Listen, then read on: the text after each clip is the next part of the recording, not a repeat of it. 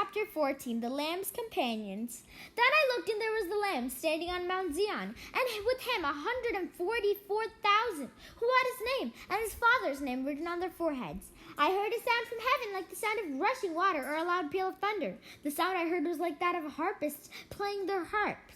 They were singing what seemed to be a new hymn before the throne, before the four living creatures and the elders.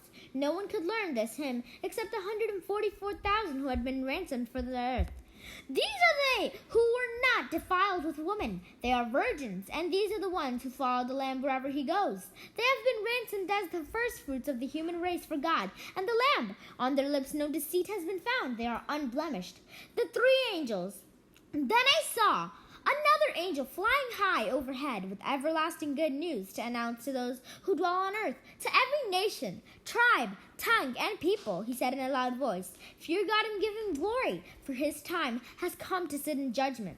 Worship him who made heaven and earth and sea and springs of water." A second angel followed, saying, "Fallen is Babylon, the great, that made all the nations drink the wine of her licentious passion." A third angel followed them and said in a loud voice, "Anyone who worships the beast or its image or accepts its marks on a forehead or hand will drink the wine of God's fury, poured full strength into the cup of his wrath, and will be tormented in burning sulfur before the holy angels and before the Lamb. The smoke of the fire that torments them will rise forever and ever, and there will be no relief day or night for those who worship the beast or its image or accept the mark of its name. Here is what sustains the holy ones who keeps God's commandment and their faith in Jesus. I heard a voice from heaven say, 'Write this, blessed are the dead who die in the Lord from now on.'" "Yes," said the Spirit, "let them find rest from their laborers, for their works accompany them, the harvest of the earth." Then I looked, and there was a white cloud, and sitting on the cloud, the one looked like a son of man, with a gold crown on his head, and a sharp sickle in his hand.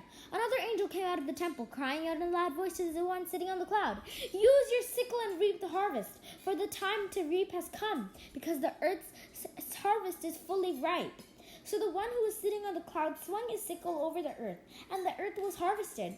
Then another angel came out of the temple, who also had a sharp sickle.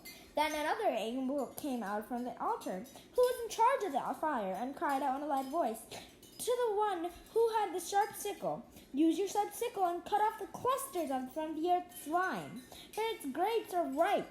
So the angel swung his sickle over the earth and cut the earth's vintage, and he threw it into the great winepress of God's fury.